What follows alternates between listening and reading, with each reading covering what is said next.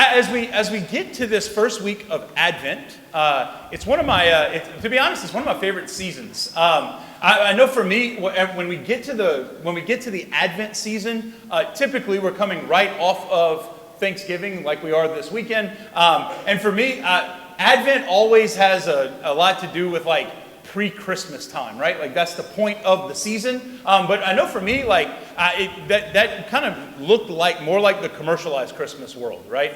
For us, Black Friday was always the weekend that we went, or Black Friday was always the day that we would go get our Christmas tree.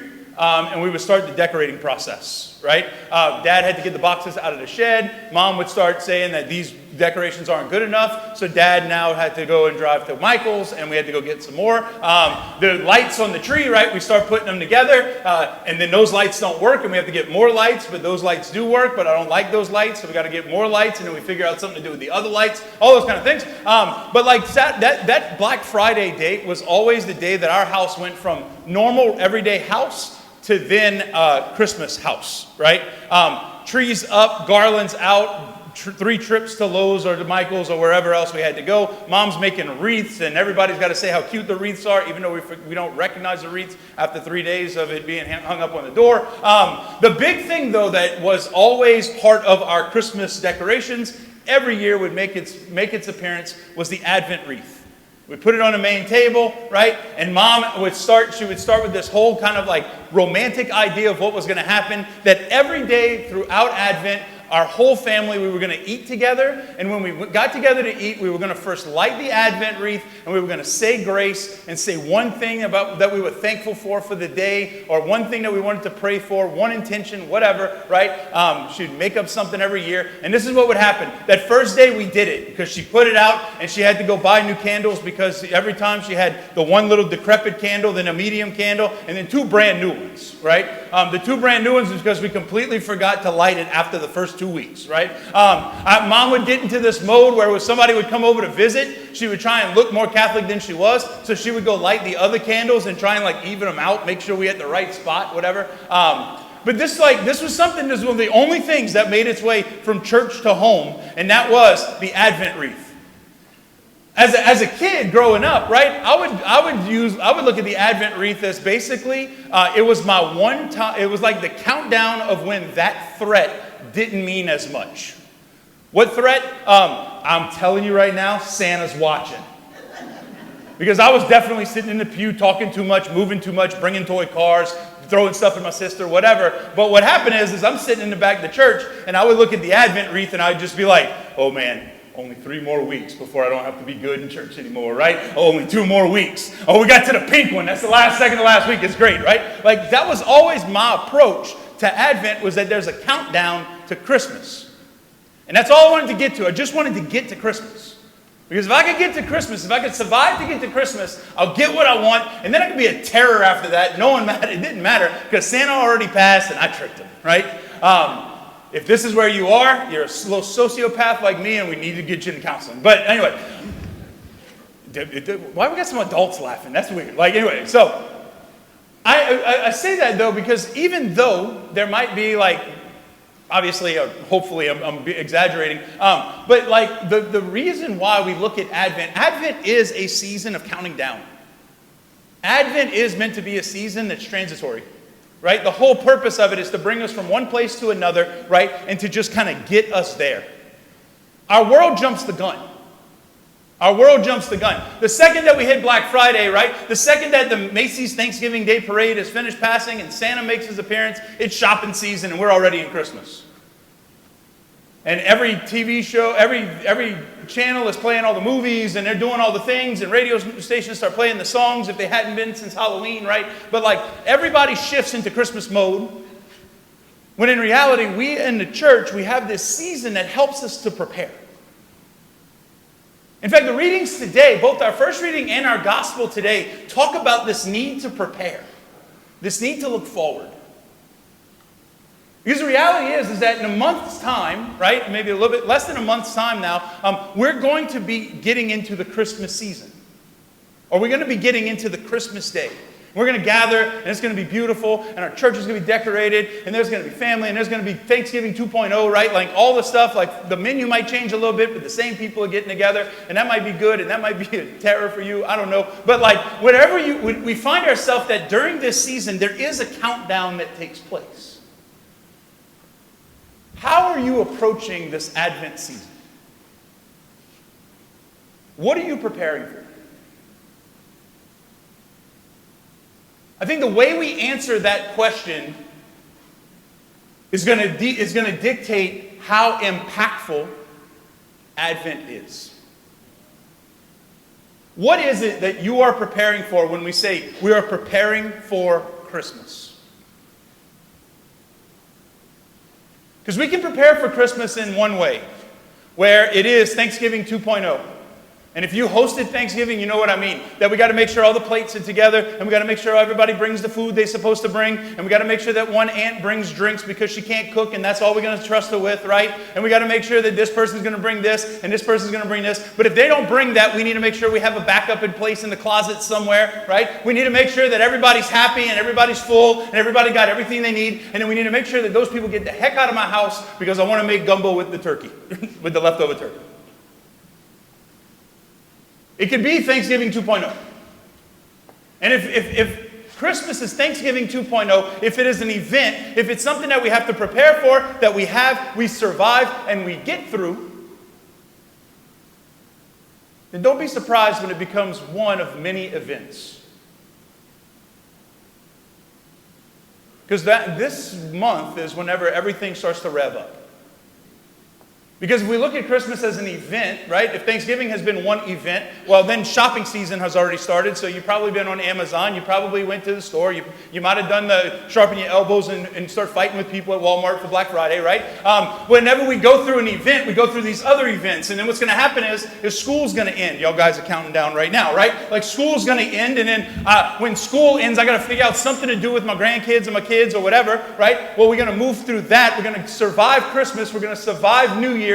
Right? All the new toy smells are going to wear off. We're going to send the kids back to school. We're going to survive Mardi Gras. And by the time we wake up tomorrow, if Christmas is an event, it's going to be Ash Wednesday. And we're going to wonder where the last 3 months went. So when you look at Christmas, are you preparing for an event? Well, if I don't want to prepare for Christmas as if it's an event, then how should I? A few years back, I was catching up with some friends, and it was one of my best friends from college. Her and her husband had just gotten married a couple of years earlier, and she told me that they were pregnant. And I remember hearing about this and being overjoyed because she's a great mom. They got 2 kids now, and they're great kids, they're a great family.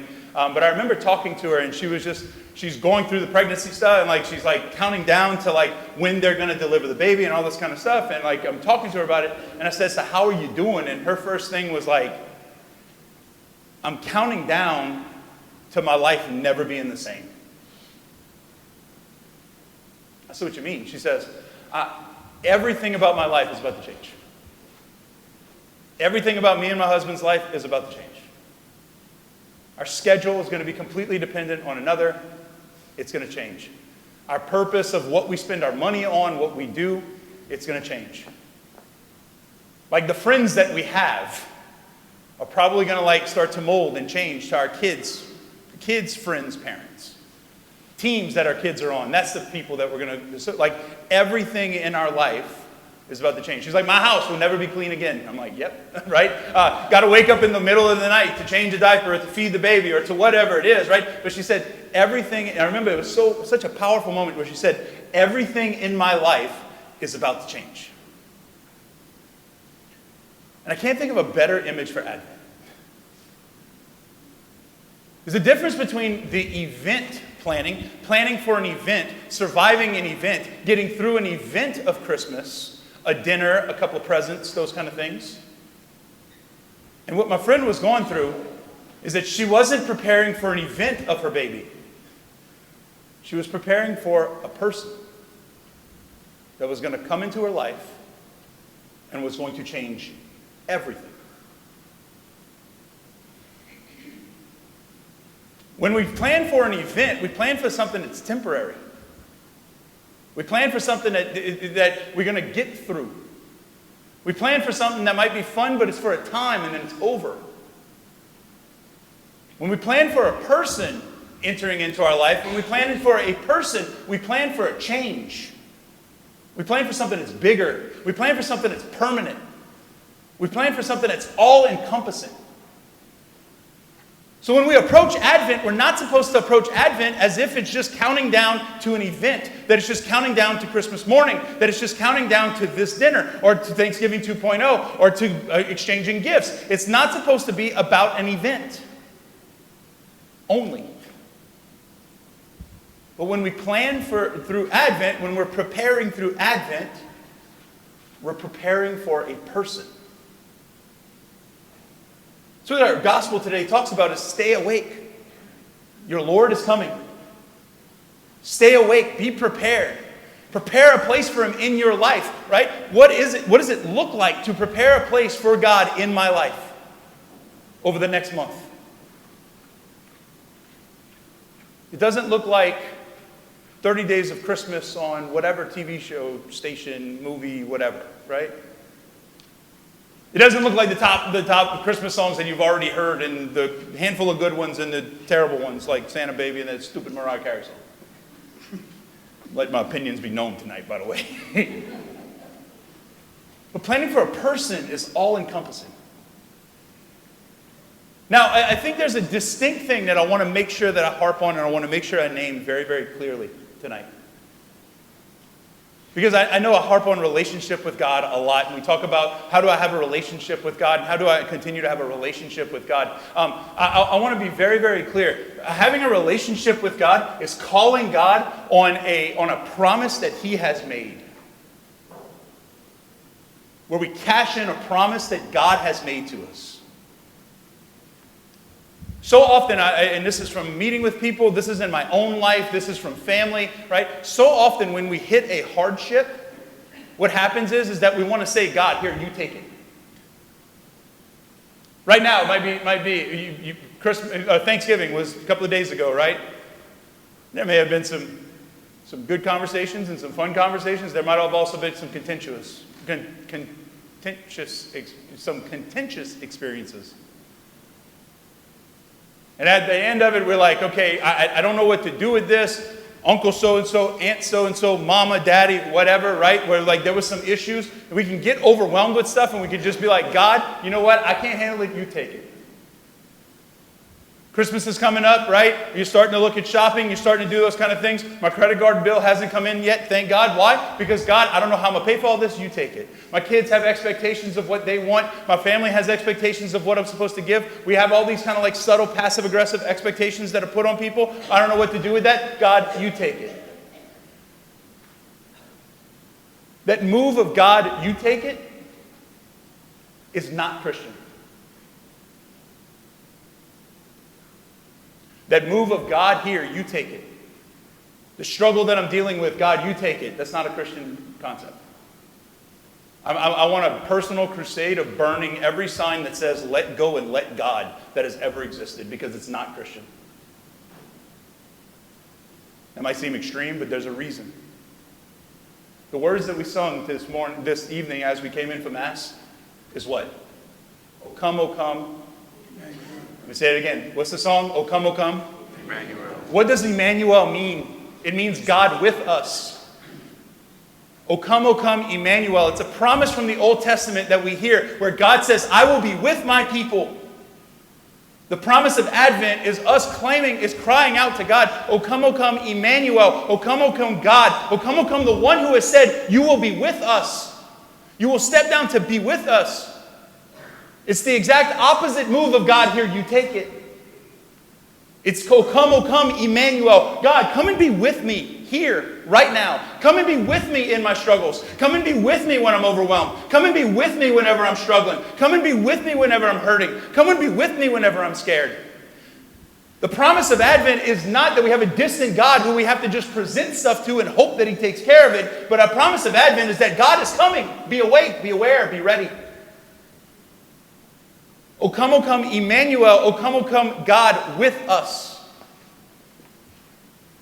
This is the entire mission of Christianity, is that God saw it fit, Jesus Christ saw it fit to step down into the world to become a person, to become a man, to become a baby in a manger. Because he enters into our condition. He enters into the struggle of humanity.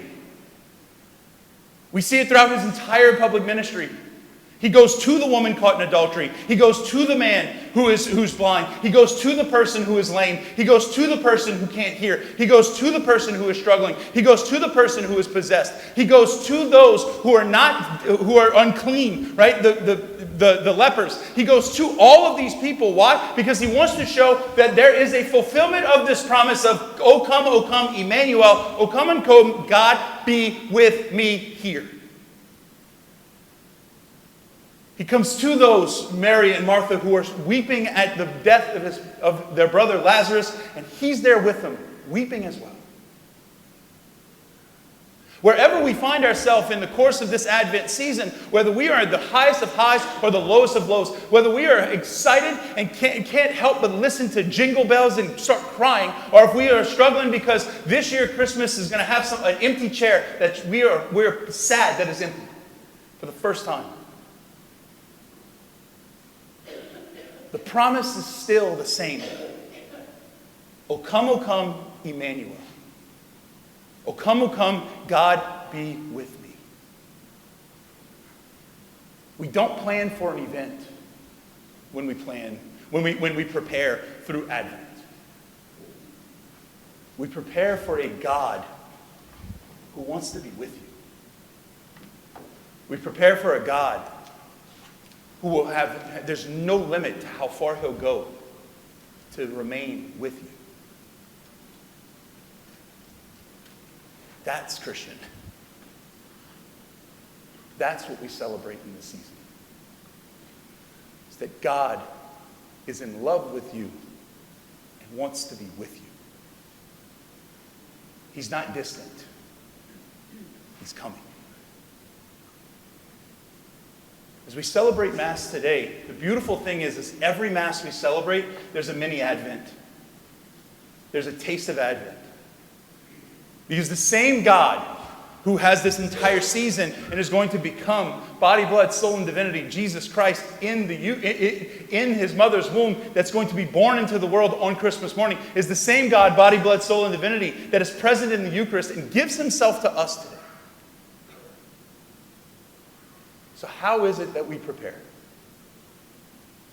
How is it that we Advent? As we go forward, are you preparing for an event? Are you preparing for a day? Are you preparing for a moment just to get through, survive, and then forget about it? Or are you preparing for a person?